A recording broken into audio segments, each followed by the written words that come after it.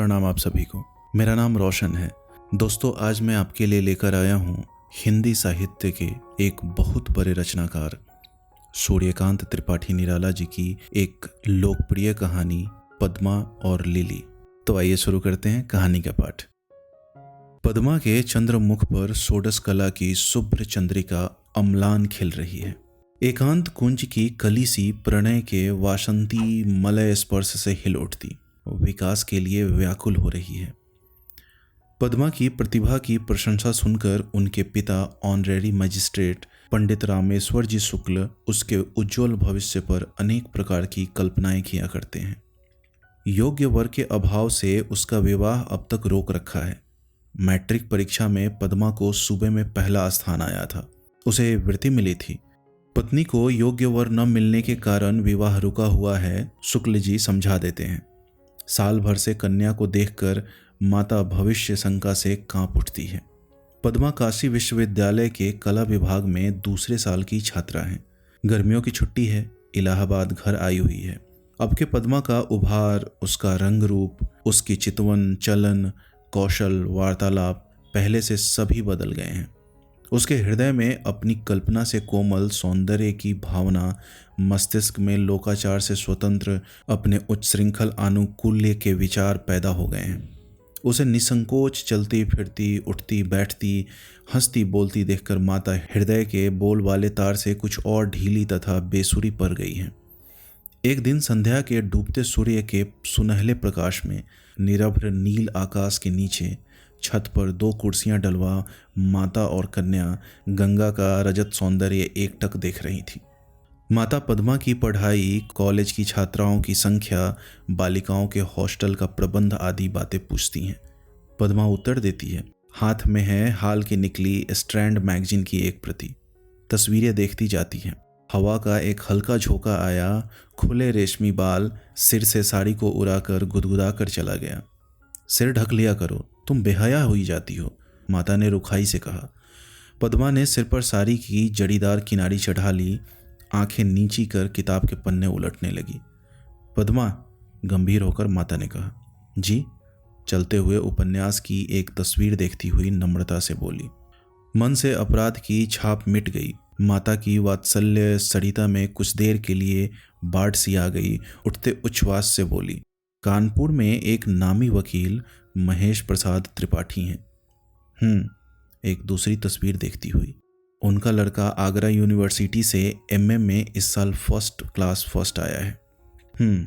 पद्मा ने सिर उठाया, आंखें प्रतिमा से चमक उठी। तेरे पिताजी को मैंने भेजा था, वह परसों देखकर लौटे हैं। कहते थे लड़का हीरे का टुकड़ा, गुलाब का फूल है। बातचीत 10,000 में पक्की हो गई है। मोटर की आवाज पा पद्मा उठकर छत के नीचे देखने लगी। हर्ष से हृदय में तरंगे उठने लगी। मुस्कुराहट दबाकर आप ही में हंसती हुई चुपचाप बैठ गई। माता ने सोचा लड़की बड़ी हो गई है, विवाह के प्रसंग से प्रसन्न हुई है।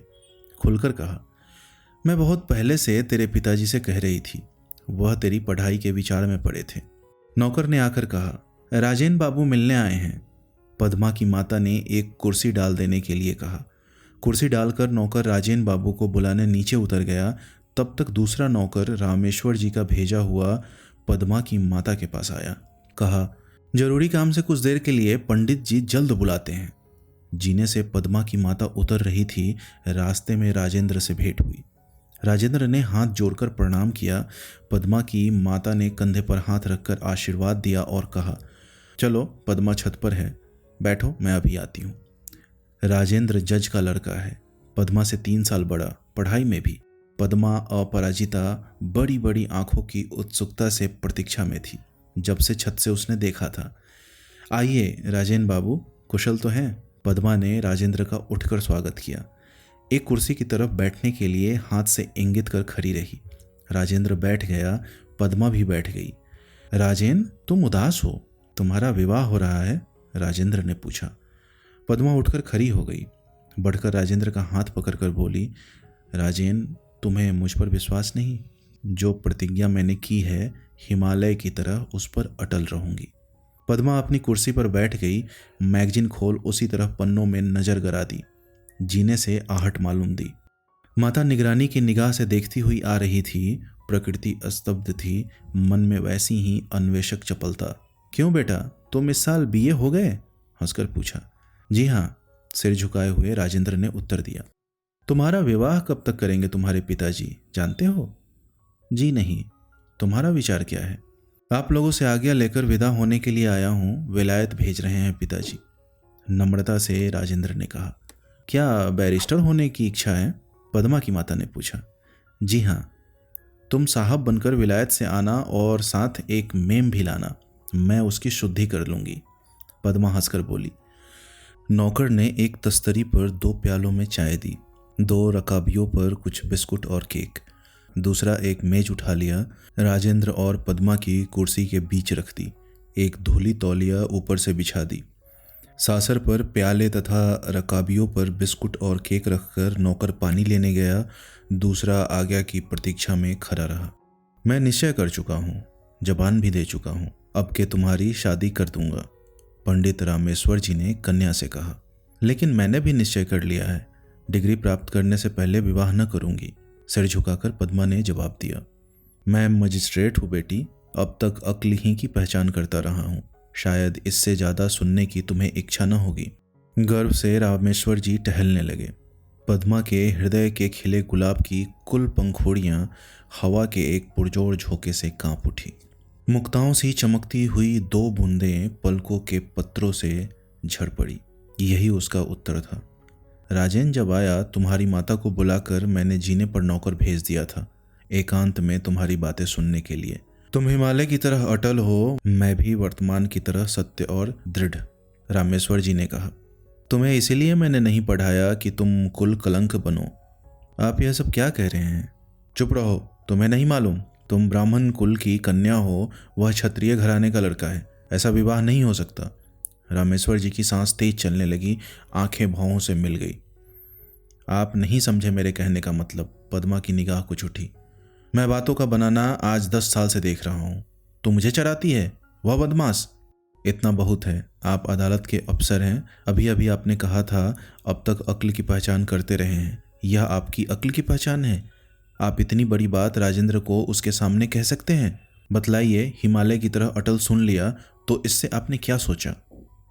आग लग गई जो बहुत दिनों से पद्मा की माता के हृदय में सुलग रही थी। हट जा मेरी नजरों से बाहर, मैं समझ गया, रामेश्वर जी क्रोध से कांपने लगे। आप गलती कर रहे हैं, आप मेरा मतलब नहीं समझे, मैं भी बिना पूछे हुए बतलाकर कमजोर नहीं बनना चाहती। पद्मा जेठ की लू में झुलस रही थी, स्थल पद्म सा लाल चेहरा तमतमा रहा था। आंखों की 2 सीपियां पुरस्कार की 2 मुक्ताएं लिए सगर्भ चमक रही थी।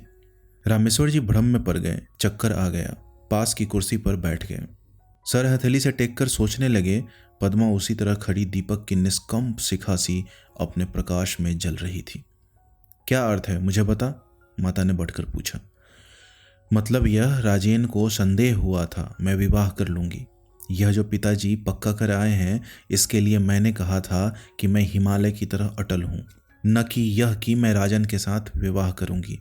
हम लोग कह चुके थे कि पढ़ाई का अंत होने पर दूसरी चिंता करेंगे। पद्मा उसी तरह खड़ी सीधे ताकती रही। तू राजेन को प्यार नहीं करती? आंख उठाकर रामेश्वर जी ने पूछा। प्यार करती हूँ। करती है? हाँ करती हूँ, बस और क्या। पद्मा की आबदार आंखों से आंसुओं के मोती टूटने लगे, जो उसके हृदय की कीमत थे, जिनका मूल्य समझने वाला वहां कोई न था। माता ने ठोड़ी पर एक उंगली रख रामेश्वर जी की तरफ देखकर कहा, प्यार भी करती है, मानती भी है, अजीब लड़की है। चुप रहो, पद्मा की सजल आंखें भौं से हट गई। विवाह और प्यार एक बात है? विवाह करने से प्यार होता है, प्यार आप होता है। कोई किसी को प्यार करता है तो वह उससे विवाह भी करता है। पिताजी जज साहब को प्यार करते हैं तो क्या इन्होंने उनसे विवाह भी कर लिया है? रामेश्वर जी हंस पड़े। रामेश्वर जी ने शंका की दृष्टि से डॉक्टर से पूछा, क्या देखा आपने डॉक्टर साहब? बुखार बड़े जोर का है, अभी तो कुछ कहा नहीं जा सकता। जिस्म की हालत अच्छी नहीं, पूछने से कोई जवाब भी नहीं देती।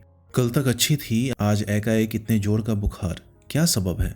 डॉक्टर ने प्रश्न की दृष्टि से रामेश्वर जी की तरफ देखा। रामेश्वर जी पत्नी की तरफ देखने लगे। डॉक्टर ने कहा, अच्छा मैं एक नुस्खा लिखे देता हूँ, इससे जिस्म की हालत अच्छी रहेगी। थोड़ी सी बर्फ़ मंगा लीजिएगा। आइस बैग तो क्यों होगा आपके यहाँ? एक नौकर मेरे साथ भेज दीजिए, मैं दे दूंगा। इस वक्त 104 डिग्री बुखार है, बर्फ़ डालकर सिर पर रखिएगा। 100 तक आ जाए तब जरूरत नहीं। डॉक्टर चले गए। रामेश्वर जी ने अपनी पत्नी से कहा, यह एक दूसरा फसाद खड़ा हुआ। न तो कुछ कहते बनता है न करते। मैं कौम की भलाई चाहता था, अब खुद ही नकटों का सिरताज हो रहा हूँ। हम लोगों में अभी तक यह बात न थी कि ब्राह्मण की लड़की का किसी क्षत्रिय लड़के से विवाह होता। हाँ, ऊंचे कुल की लड़कियां ब्राह्मणों के नीचे कुलों में गई हैं, लेकिन यह सब आखिर कौम ही में हुआ है। तो क्या किया जाए? अस्फुरित आंखें पत्नी ने पूछा। जज साहब से ही इसकी बचत पूछूंगा। मेरी अक्ल अब और नहीं पहुंचती। अरे छीटा जी।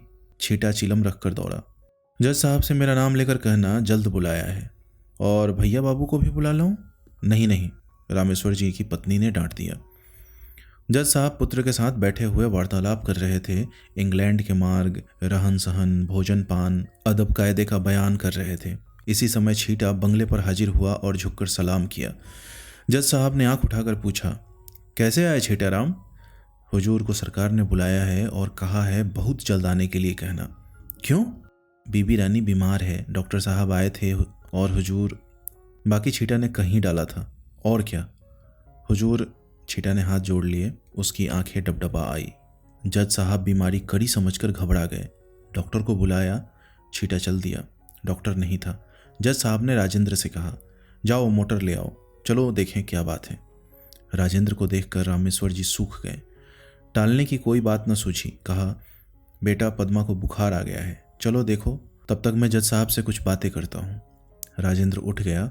पद्मा के एक कमरे में एक नौकर सिर पर आइस बैग रखे खड़ा था। राजेंद्र को देखकर एक कुर्सी पलंग के नजदीक रख दी। पद्मा? राजेन? पद्मा की आंखों से टप टप गर्म आंसू गिरने लगे। पद्मा को एक टक प्रश्न की दृष्टि से देखते हुए राजेंद्र ने रुमाल से उसके आंसू पोंछ दिए। सिर पर हाथ रखा, बड़े जोर से धड़क रही थी। पद्मा ने पलकें मूंद ली। नौकर ने फिर सिर पर आइस बैग रख दिया। सिरहाने थर्मामीटर रखा था। झाड़ कर राजेंद्र ने आहिस्ते से बगल में लगा दिया। उसका हाथ बगल से सटकर पकड़े रहा। नजर कमरे की घड़ी की तरफ थी। निकाल कर देखा, बुखार 103 डिग्री था। अपलक चिंता की दृष्टि से देखते हुए राजेंद्र ने पूछा, पद्मा तुम कल तो अच्छी थी, आज एकाएक बुखार कैसे आ गया? पद्मा ने राजेंद्र की तरफ करवट ली, कुछ न कहा। पद्मा, मैं अब जाता हूं। जोर से उभरी हुई बड़ी बड़ी आंखों ने एक बार देखा और फिर पलकों के पर्दे में मौन हो गई। अब जज साहब और रामेश्वर जी भी कमरे में आ गए। जज साहब ने पद्मा के सिर पर हाथ रखकर देखा, फिर लड़के की तरफ निगाह फेर कर पूछा, क्या तुमने बुखार देखा है? जी हाँ, देखा है। कितना है? 103 डिग्री। मैंने रामेश्वर जी से कह दिया है तुम आज यहीं रहोगे। तुम्हें यहाँ से कब जाना है? परसों ना? जी। कल सुबह बतलाना घर आकर पद्मा की हालत कैसी रही। और रामेश्वर जी, डॉक्टर की दवा करने की मेरे ख्याल से कोई ज़रूरत नहीं। जैसा आप कहें, संप्रदान स्वर से रामेश्वर जी बोले। जज साहब चलने लगे। दरवाजे तक रामेश्वर जी भी गए। राजेंद्र वहीं रह गया। जज साहब ने पीछे फिरकर कहा, आप घबराइए मत, आप पर समाज का भूत सवार है। मन ही मन कहा, कैसा बाप और कैसी लड़की। 3 साल बीत गए। पद्मा के जीवन में वैसा ही प्रभात, वैसा ही आलोक पड़ा हुआ है। वह रूप, गुण, विद्या और ऐश्वर्य की भरी नदी वैसी ही अपनी मूर्तता से अदृश्य की ओर वेग से बहती जा रही है। सौंदर्य की वह ज्योति राशि स्नेह शिखाओं से वैसी ही अम्लान स्थिर है। अब पद्मा MA क्लास में पढ़ती है। वह सभी कुछ है, पर रामेश्वर जी नहीं है। मृत्यु के कुछ समय पहले उन्होंने पद्मा को एक पत्र में लिखा था, मैंने तुम्हारी सभी इच्छाएं पूरी की है, पर अभी तक तुम मेरी एक भी इच्छा पूरी नहीं की हो। शायद मेरा शरीर न रहे, तुम मेरी सिर्फ एक बात मानकर चलो, राजेंद्र या किसी अपर जाति के लड़के से विवाह न करना, बस। इसके बाद से पद्मा के जीवन में आश्चर्यकर परिवर्तन हो गया। जीवन की धारा ही पलट गई। एक अद्भुत स्थिरता उसमें आ गई। जिस गति के विचार ने उसके पिता को इतना दुर्बल कर दिया था, उसी जाति की बालिकाओं को अपने ढंग पर शिक्षित कर, अपने आदर्श पर लाकर पिता की दुर्बलता से प्रतिशोध लेने का उसने निश्चय कर लिया। राजेंद्र बैरिस्टर होकर विलायत से आ गया। पिता ने कहा, बेटा अब अपना काम देखो। राजेंद्र ने कहा, जरा और सोच लूं, देश की परिस्थिति ठीक नहीं। पद्मा, राजेंद्र ने पद्मा को पकड़कर कहा। पद्मा हंस दी। तुम यहाँ कैसे राजेंद्र? बैरिस्ट्री में जी नहीं लगता पद्मा, बड़ा नीरस व्यवसाय है, बड़ा बेदर्द। मैंने देश की सेवा का व्रत ग्रहण कर लिया है। और तुम? मैं भी लड़कियां पढ़ाती हूँ। तुमने विवाह तो किया होगा? हाँ, किया तो है, हंसकर राजेंद्र ने कहा। पद्मा के हृदय पर जैसे बिजली टूट पड़ी, जैसे तुषार की प्रहत पद्मिनी क्षण भर में स्याह पड़ गई। होश में आ अपने को संभाल कर कृत्रिम हंसी रंग कर पूछा, किसके साथ किया? लिली के साथ। उसी तरह हंसकर राजेंद्र बोला, लिली के साथ? पद्मा स्वर में कांप गई। तुम्ही ने तो कहा था विलायत जाना और मेम लाना। पद्मा की आंखें भर आई।